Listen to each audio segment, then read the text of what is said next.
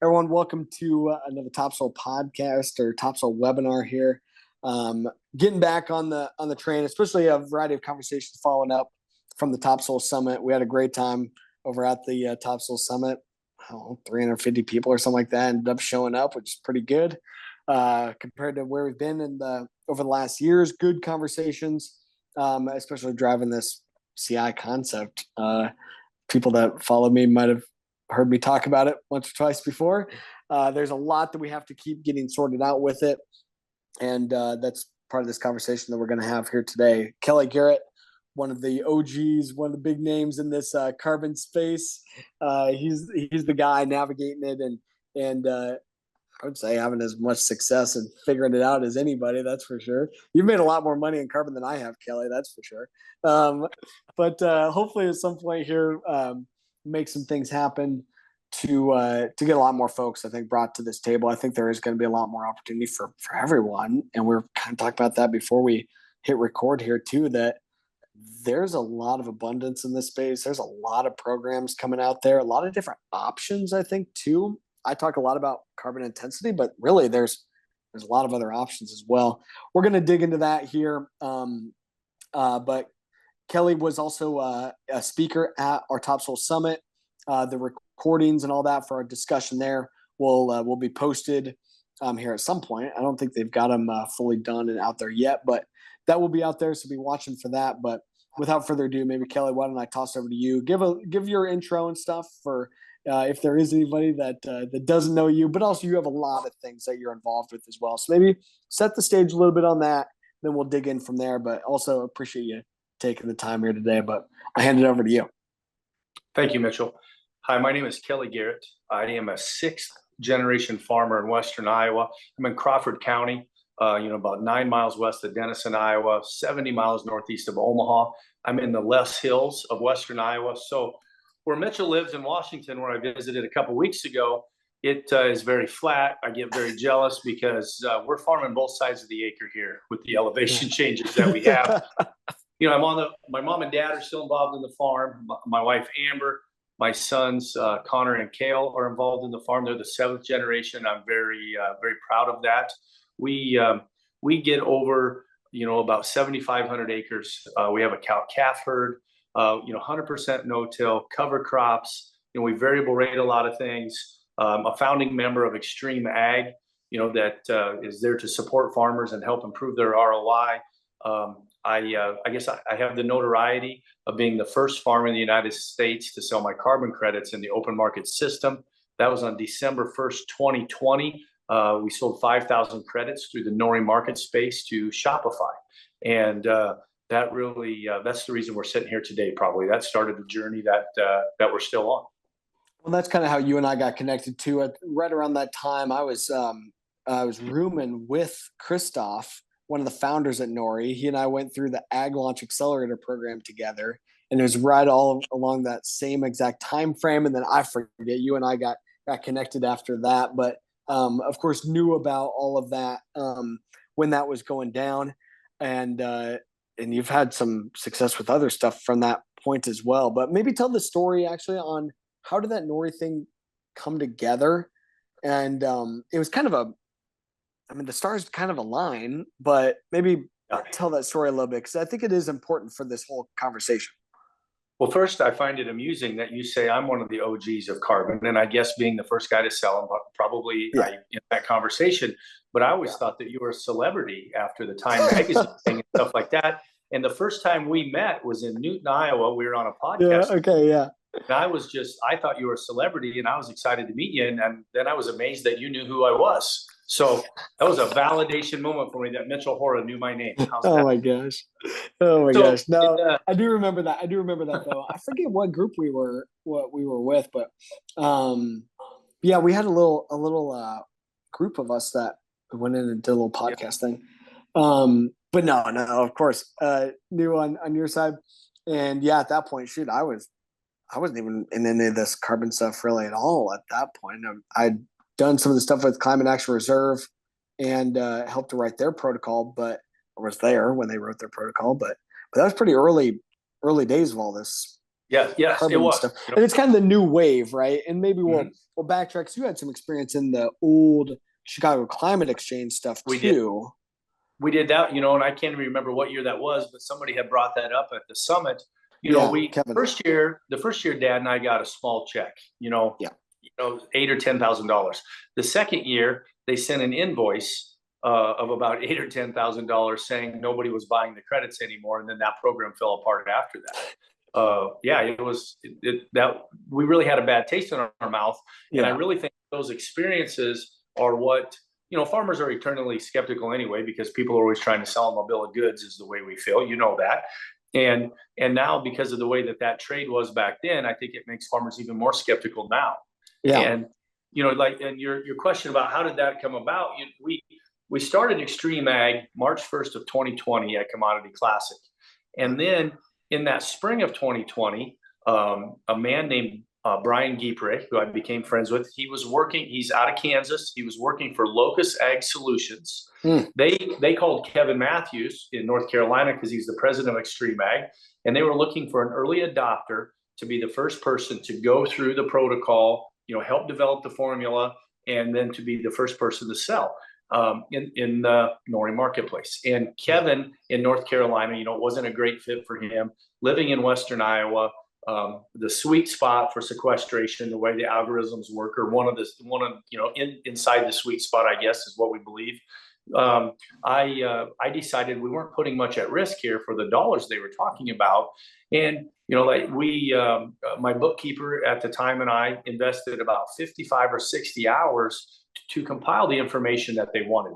And the information was yield data, and we used federal crop yields. We used our USDA 578s because it needed to be verified data. We shared our field view account, for the geolocation, the spacings, the Google pin, if that's how you'd want to say it. And we compiled that data on 3,000 acres for the years of 15 through 19. And then we submitted it. And they said that we sequestered about not quite 22,750 tons or credits.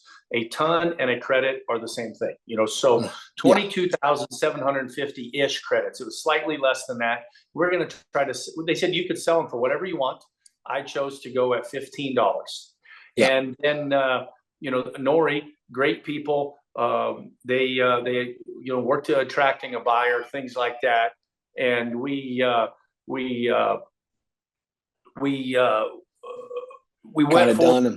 went forward, got it done. And it was Shopify on December 1st, 2020, gave us a check for $75,000 for 5,000 credits. And their promotion was they're offsetting their Black Friday sales. Yeah. Oh, I see. So you created 20,000 credits, but you only end up selling a portion of the first sale in that transaction. 5,000, and then it took until approximately Labor Day of 21 to sell all the credits, to sell all the rest. 22,000. Yes, got it. So doing the quick math, you ended up what they calculated that you were sequestering right around 1 ton per acre per year. Was that how the math would work? Yeah. Yep. Yes, depending on rotation, things like that. That's right. Yeah, but pretty good, right? So, what's your thought process though? And you kind of shared a little bit of it, but what's your thought process in how do you decide when to actually sign your name on the bottom line when you're looking at these type of programs? Like, do you have some rules of thumb that you teach to farmers, or what's your thoughts? And as you're navigating these programs, what's just the psychology process that you go through of, okay, yeah, let's do it? It would be, well, obviously how much money it is. You know what I mean? Yeah. How many dollars? The first credit was $15. I remember they even kind of encouraged me. They wanted me to go down to 11 because they would sell faster. But I hated to devalue that. You know what I mean? I wanted to maintain that $15 at the time. And then when we went on to TrueTerra, it was 20, and now with TrueTerra it's 30. Wow. And things like that. Some of the ARBA contracts we're in are paying $25 an acre for an inset program.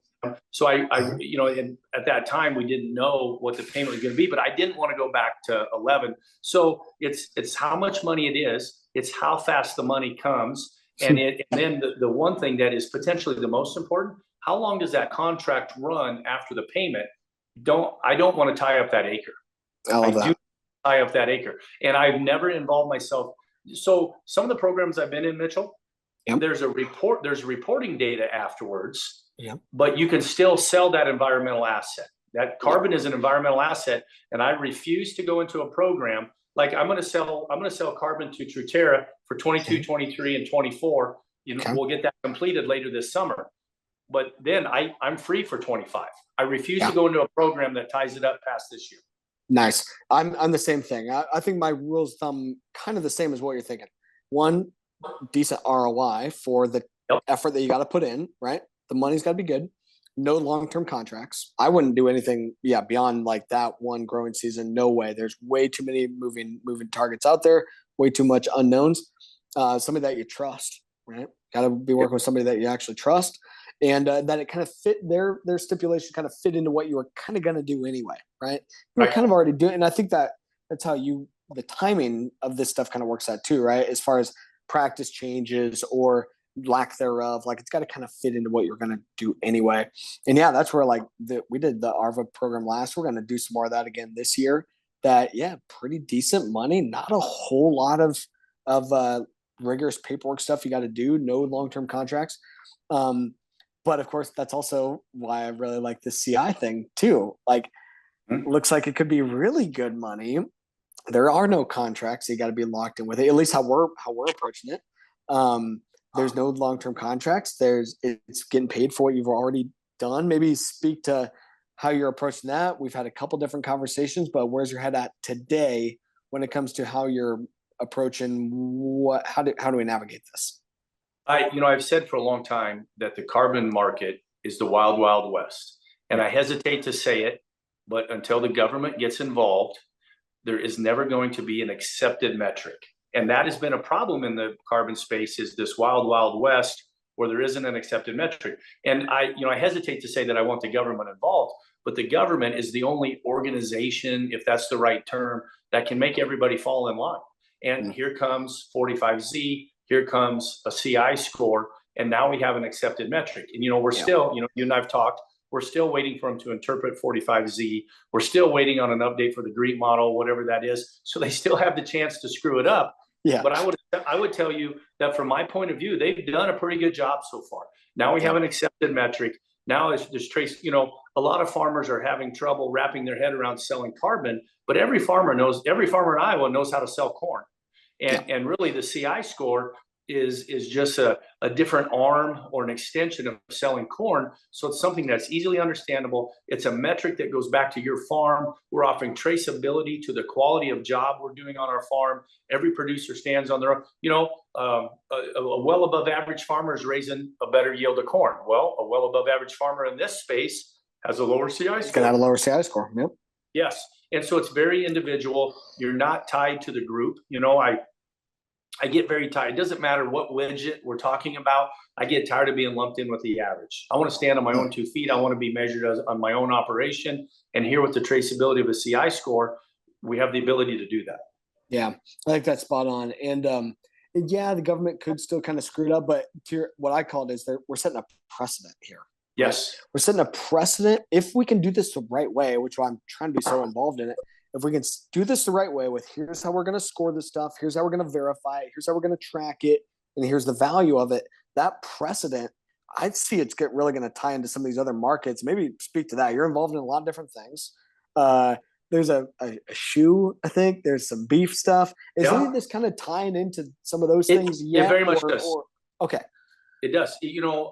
Somebody told me about 6-8 months ago, and I thought, I didn't agree at the time, but now in Washington, and the statement is, in 5 years, I think that everything we buy, especially food and clothing, will have a CI score attached.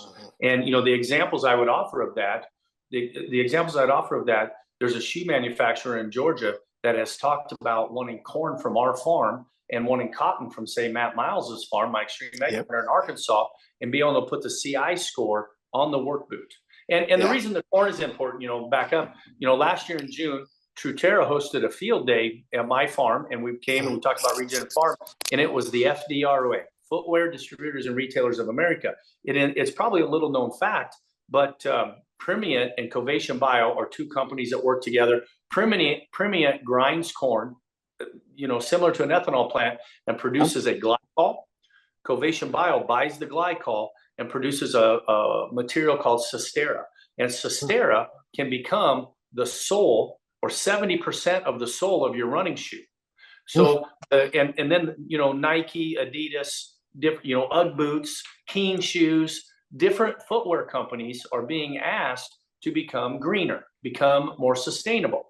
And so they're being asked to use Cestera. And that was the reason for the field day at my farm, because of the reception and, the connection we made at that farm. Amber and I then traveled to Portland in the end of September and spoke at the FDRA Carbon Summit. And we talked more about it. I gave the same presentation, and they were worried about greenwashing. Is this for real? They were worried about taking food out of the system, which is a lot of the propaganda we've always heard about ethanol. And again, it's the same spot. I showed them all of the byproducts that we get from the ethanol factory. And I told them it'd be almost impossible for me to feed cattle without that, without byproducts. And I said, so from my perspective, the notion that producing Cestera or producing ethanol, that notion that it is removing food out of the space, I find it to be ridiculous. Well, I think we can just have both. And it's food and fuel at the same time. To your point, there's a lot of things we could be producing here. Also, as we look to diversify a lot of these cropping systems and stuff too, or look at those winter crops and stuff, winter cover crops, being able to monetize that, like there's a lot of opportunity there. But what's the status of that now? Is that going to keep moving forward, or is that some inside baseball? No, I believe it will keep moving. That Cestera product is active and moving. And what we've had a little bit of a letter writing campaign. The shoe companies, most of the shoes are made overseas, and there is a tariff on those shoes coming back in the United States. And what the FDRA is promoting, and I would suggest to everyone watching here, because it matters to agriculture, the shoe companies, the FDRA, what they would like to see is that the Cestera is more important than the petroleum-based alternative, okay? So a shoe company would like to say, if we use Cestera, we would like the government to waive the tariff of coming back into the United States. And, and that, it would, like Nike, for example, that would be a big deal to them. Let's waive that tariff if they're using Cestera, and then it's a bio-based product. It comes out of corn country.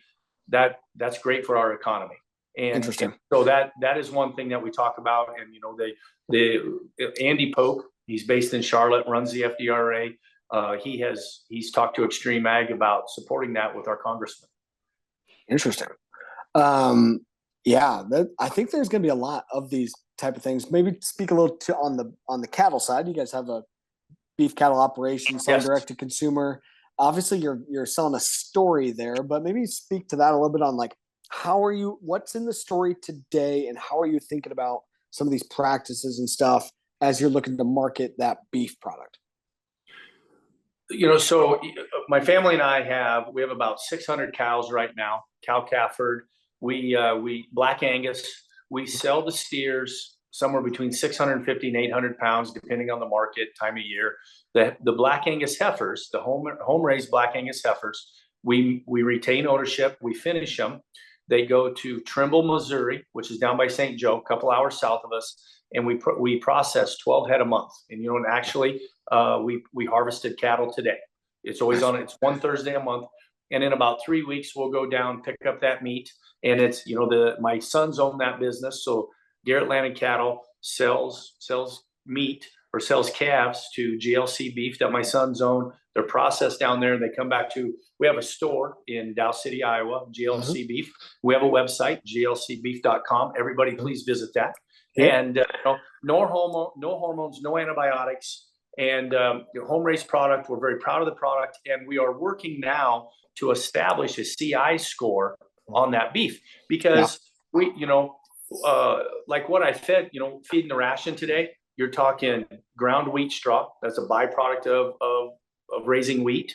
You're talking about syrup from the ethanol plant. You're talking about distiller's grain from the ethanol plant, soy hull pellets. And, we're still working to establish some of that, because of course, the Greek model can give a score to anything, but it's all predicated towards corn right now because of 45Z.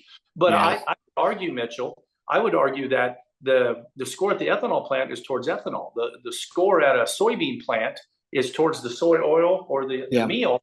So those soils and DDGs, to me, or the wheat straw, all of the feed that goes into those cattle, that's a 0 CI because the energy is going there. So if you want to put a CI score towards my feed, then you need to lower the CI score of that ethanol. You can't double dip on that. You cannot, for sure. You can't tax it twice. And that's right. So, and then when we're rotational grazing or we're feeding, the feed like that, I believe it makes the CI score of the cattle very low. And I think that needs to be talked about more. But until the tax credit right now, the 45Z is why all of the stories are about that. But everything can be presented with a CI score. For sure. And I think it will. I think we're on the same page. This is going to happen. It's just the order of operations on when it does. It is a good point though. On with the and I've been in the room with a variety of those conversations of, okay, the corn going to the ethanol plant, it's got a CI score, then the ethanol has a CI score. But what CI score does the corn oil have, or the DDGs? Right. Do they have any? And to your point, probably ends up being a 0. You'll have a little bit because you got to truck it back to your operation, but that's it. But that's right. it. I'm getting my DDGs in Denison, Iowa. It's 10 minutes away. Yeah, not far. So, what's interesting here too, Kelly, with the on the manure side, with the GREET model, manure in the GREET model has a very low impact on your CI score, right? Big negative. And it's because it's viewed as a byproduct of the animal, that the animal got the emissions and stuff associated to the animal and how it was produced. That manure is a byproduct. And that's why it gives it such a low CI impact. So the precedent is there for exactly what you're talking, that as we do look to quantify the carbon intensity of these beef cows, should be super low because you're using pretty much all byproducts or the rotationally grazed cover crop and all that, or whatever else, pasture and all that, also very, very low CI score. Mm-hmm.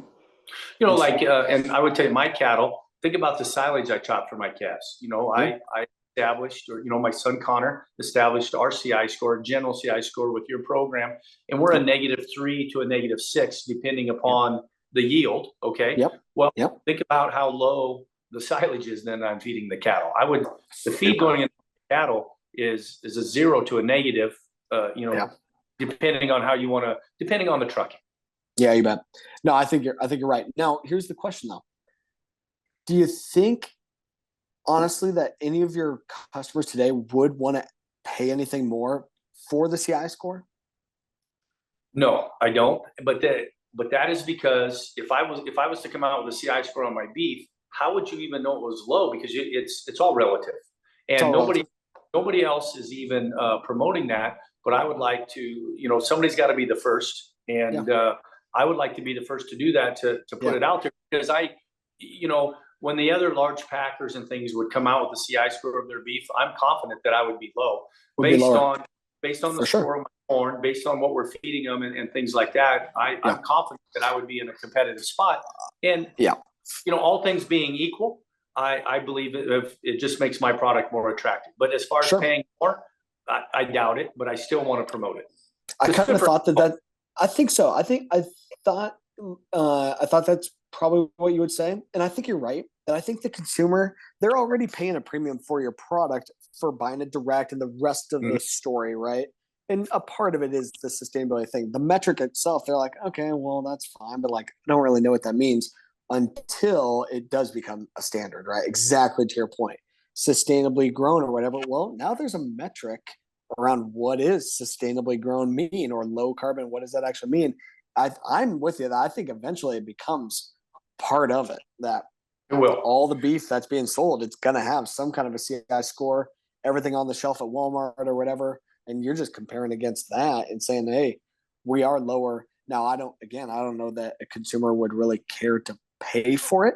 But as we're thinking about market access, or as we're thinking about access to capital or lenders and stuff that are needing data about their about their portfolio, I think it's more the financial institutions and some of these other players that are partners in your operation. I think they're going to be the one that actually cares to pay a little something for that CI score.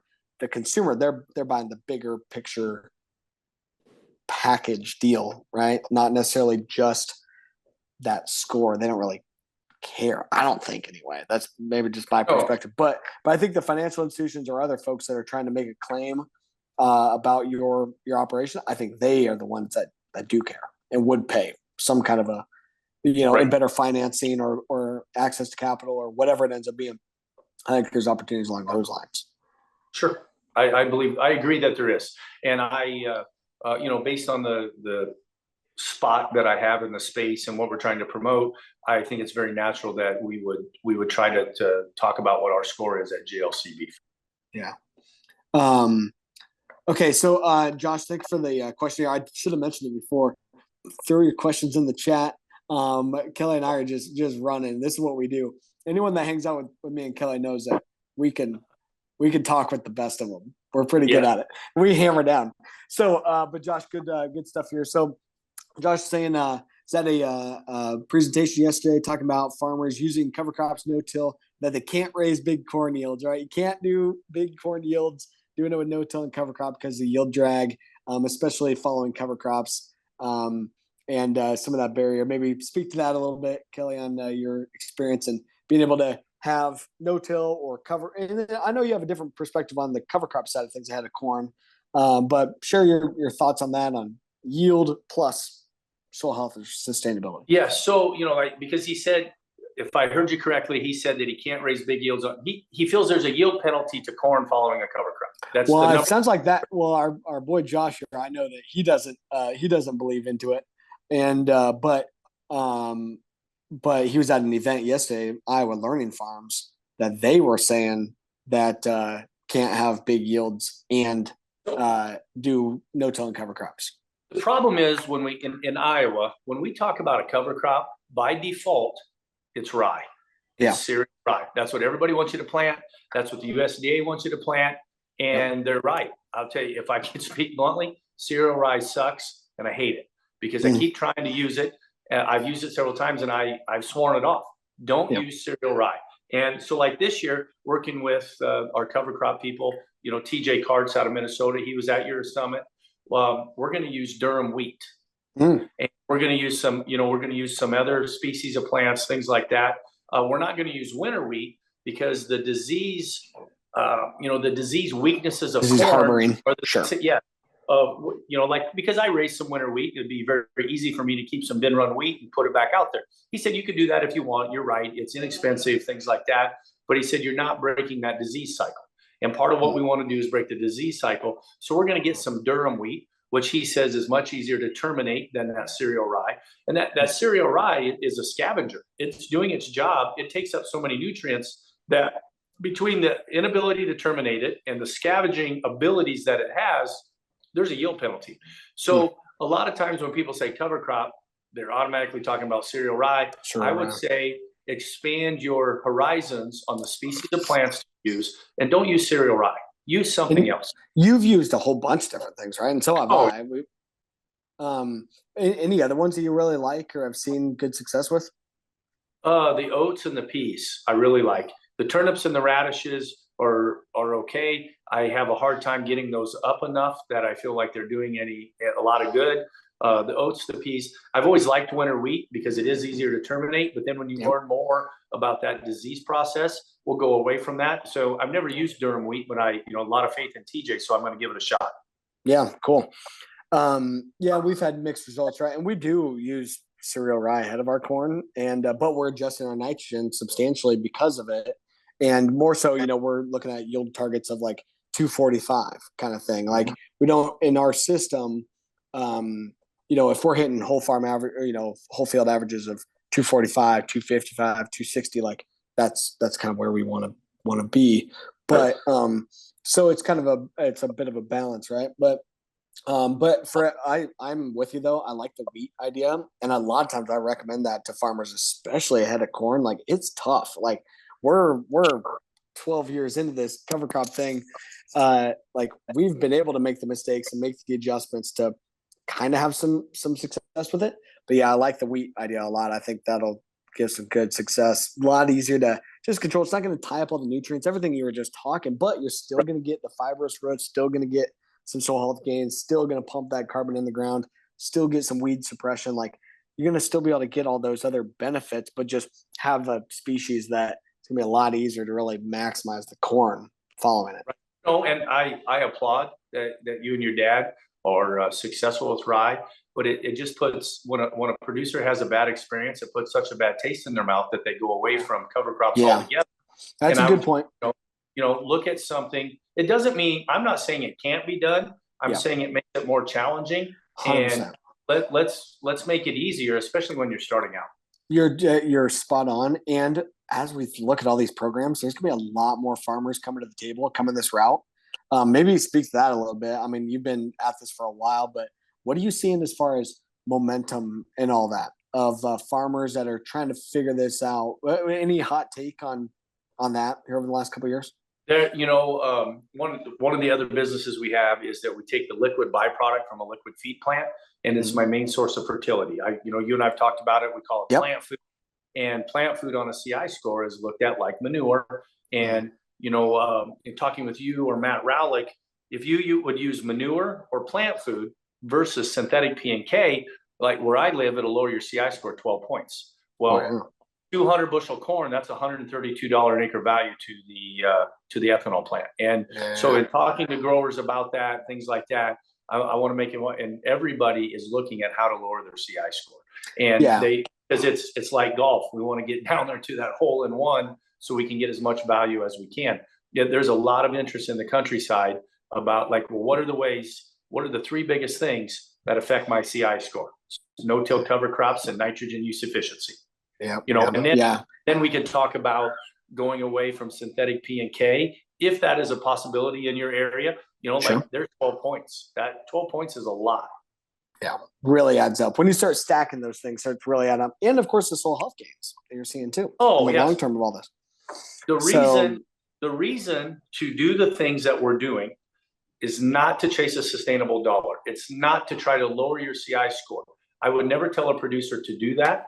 I would tell a producer to make a change for an agronomic reason, because there's far more value there.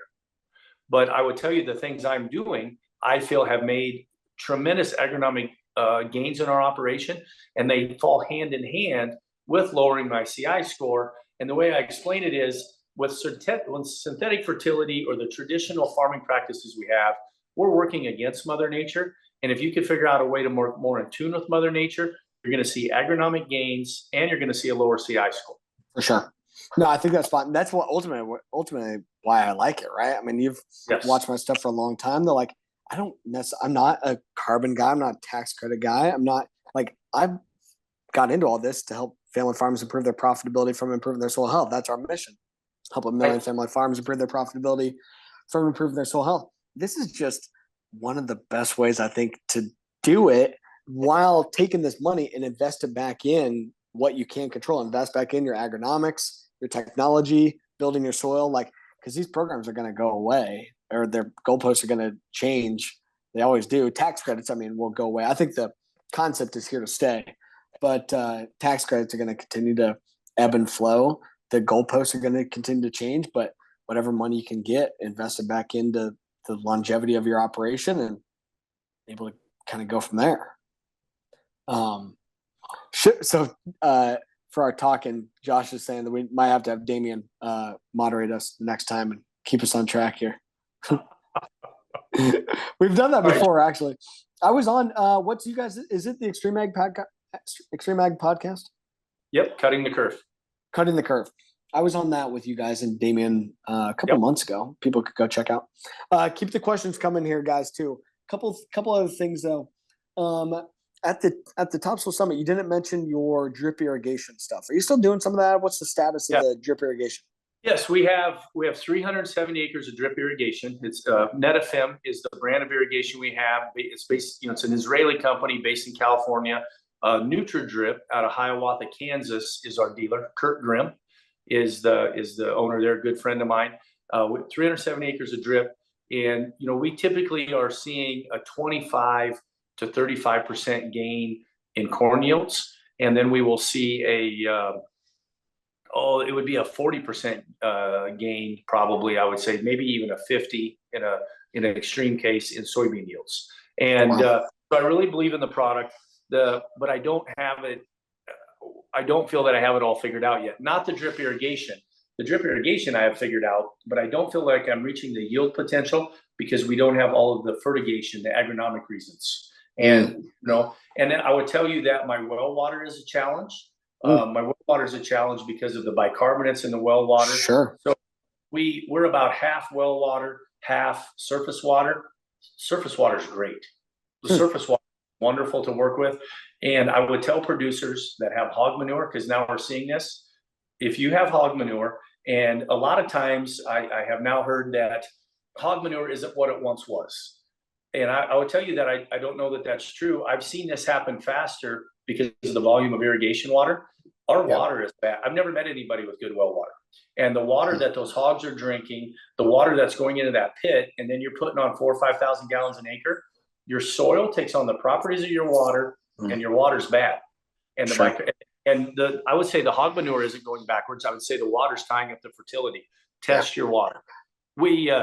Mike Evans, my agronomist here at Integrated Ag Solutions that I'm partners with, has been testing our water and things like that. And he's like, and now, the surface water irrigation, we see the yields rise. The well water irrigation, they're not going up anymore.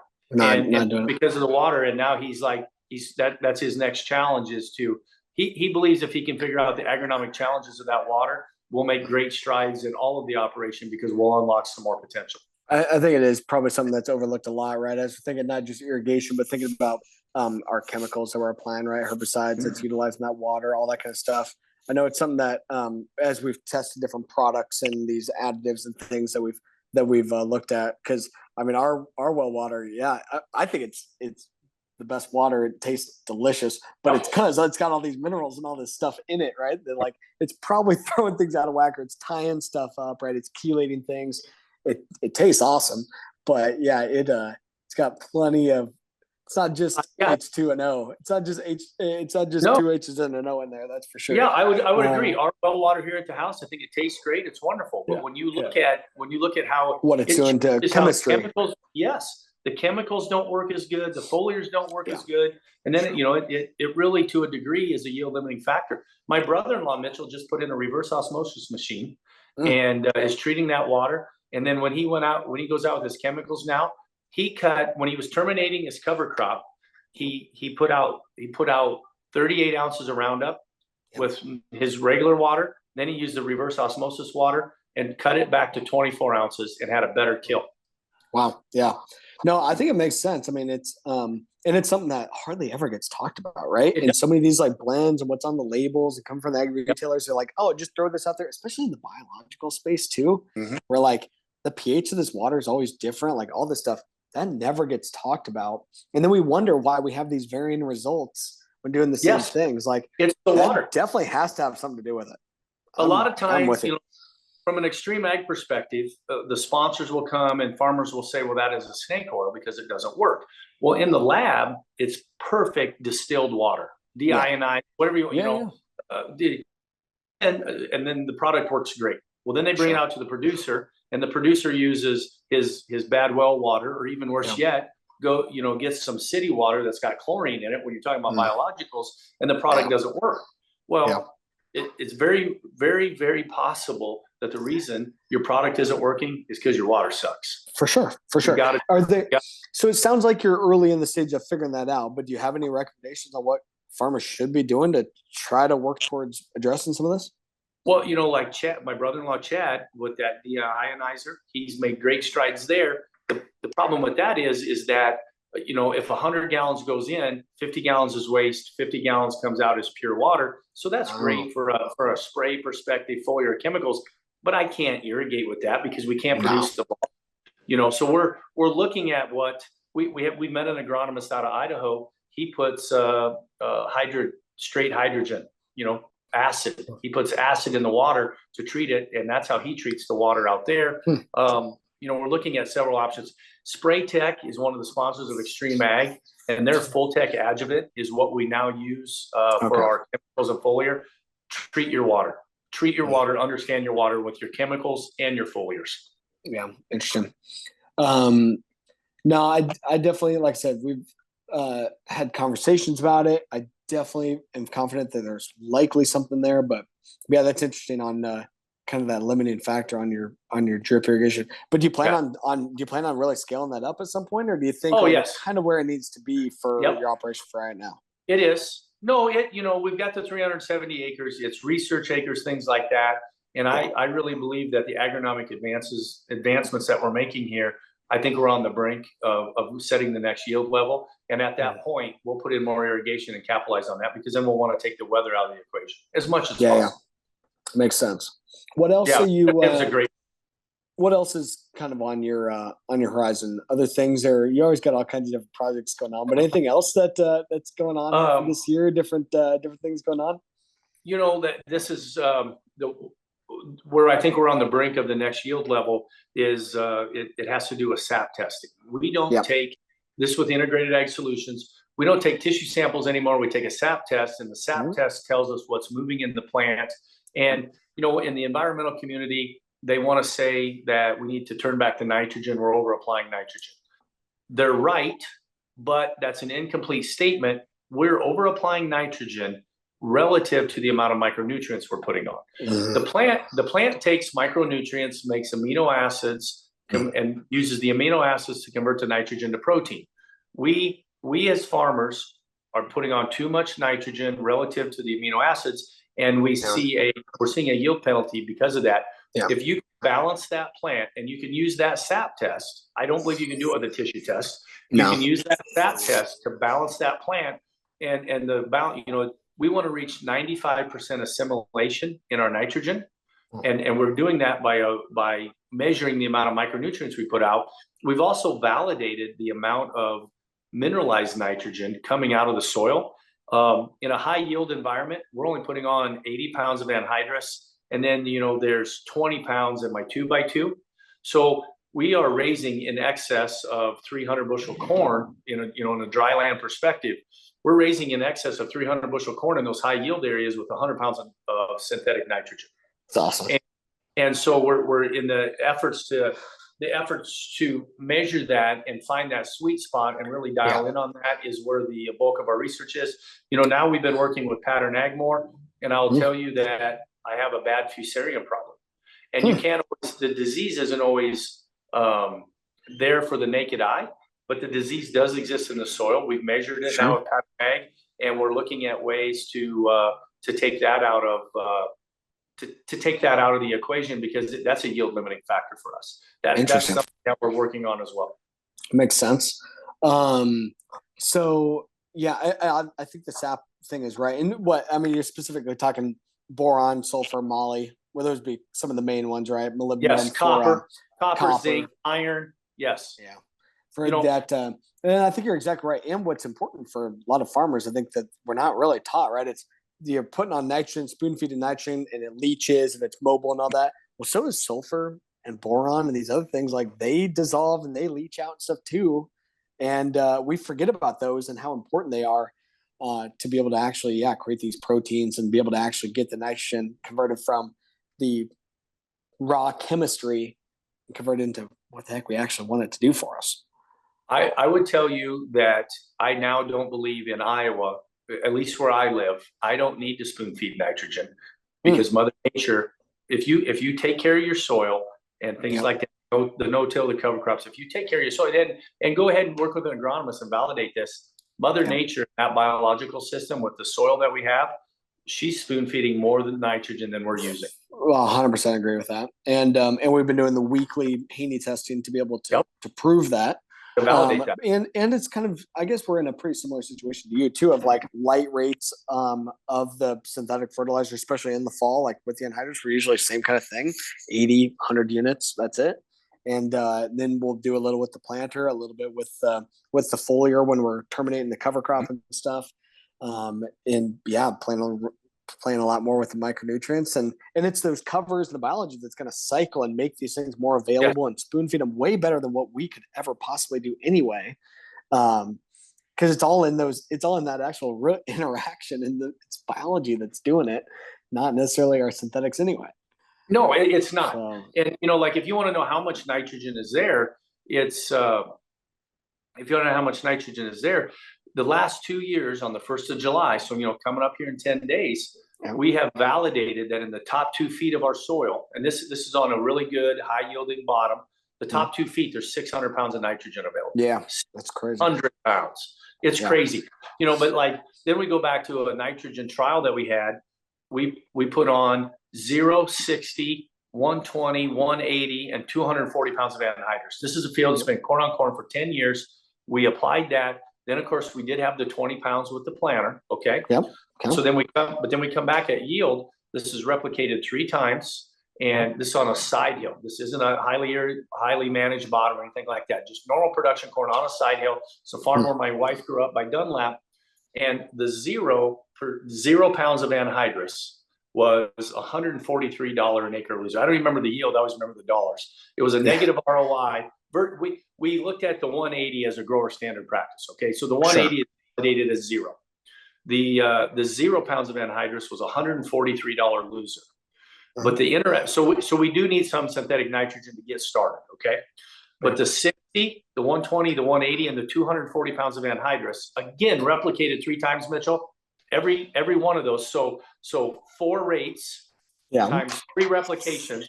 That's 12 different samples, all yielded within 5 bushel of each other. Yeah. Yep. I believe it. We had some very similar experience on our farm too.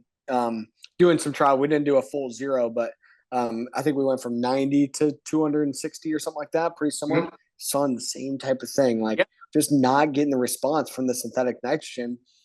And really similar. So that's interesting. But you think it's back to like the soil's doing it on its own and doing what it needs, and the soil's doing it on its own, and we have enough other mistakes that we're making in our agronomic plan that we're not using all of that. Wouldn't it be great if we were doing such a good job as producers that we needed all of the soil organic nitrogen and the synthetic? So I would tell you, I don't know that it's out of the realm of possibility that we figure things out, and we need to go to 240 pounds someday because of what we're producing. But right now, we can actually use it. You're wasting it. So when I tell you that you need more micronutrients, I'm not asking you to spend more money. I'm asking you to turn down your anhydrous, turn up your micronutrients, reallocate. Absolutely. 100%. And then we're seeing the same thing. Yeah. And with the P and K too, seeing the same thing. No correlation between applied P and K, especially when we're talking MAP and potash, right? No correlation between applying those to yield. But yeah, it's the micros and all this other stuff. Getting the biology to actually function the right way. That's what's actually driving it. So that's really interesting, that seeing a lot of the same type of stuff.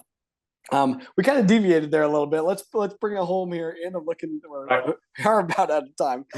So, but any kind of final thoughts or final ideas, or especially maybe when it goes back to our main thing of like CI, what are you telling farmers that they should be kind of doing right now, or what conversation you're having? I know you talked with a bunch of ethanol plants. Like any kind of final parting stuff on like what else you think farmers should be doing like right now or this summer? I tell them that, you need to educate yourself on what a CI score is. You need to educate yourself on what moves the CI score. If you're hauling your grain to an ethanol plant predominantly, like we are, Anderson's here by Denison, I'd have a conversation with them and say, where are you at? What are your thoughts? Things like that. And be ready for the program to become. We're waiting on the government to validate a lot of things, but that doesn't mean you can't educate yourself. I asked you a question before we got on air. It doesn't validate. Educate yourself on what agronomic changes can I make that advance me agronomically, but lower my CI score. What changes am I looking at, and how's that going to affect it? Because you're not. It's a CI score, things like that. We're talking about, but it all comes back to carbon. Everything comes back to carbon, and it's the most important nutrient that we have. And educate yourself on what the CI score is. Educate yourself on how your CI score changes with the fertility changes or practice changes that you could make. Yeah. No, I think that's spot on, right? And being able to understand what is your score today, how do you tweak it a little bit, planning for the fall, we don't know what's going to happen, but at least know what you got. And start there. No, I like that. Well, I really appreciate all your time here, Kelly, all your effort. you hanging out with us here, coming over to the summit, all that. Another plug to for everyone. Be sure to watch the recordings of all that here too. And Kelly, yeah, keep up the great work. You're crushing it, man. Like it's been awesome and fun to just watch you, through all this too. And I don't know. I think there's a lot of opportunity here, and a lot of opportunity for farmers and for this whole soil health movement and stuff as well. And excited to be part of it. But anyway. I appreciate you having me on. I appreciate our friendship. I really think this is one of the biggest things to happen in agriculture in a long, long time. And you need to pay attention and educate yourself on it and take part. I love that. And hoping that we can make sure that the farmers get their equitable share. That's ultimately what this boils down to. This is a game-changing moment. We need to we're setting the precedent. We talked about it earlier, a precedent about quantifying traceability, the value of this data and stuff.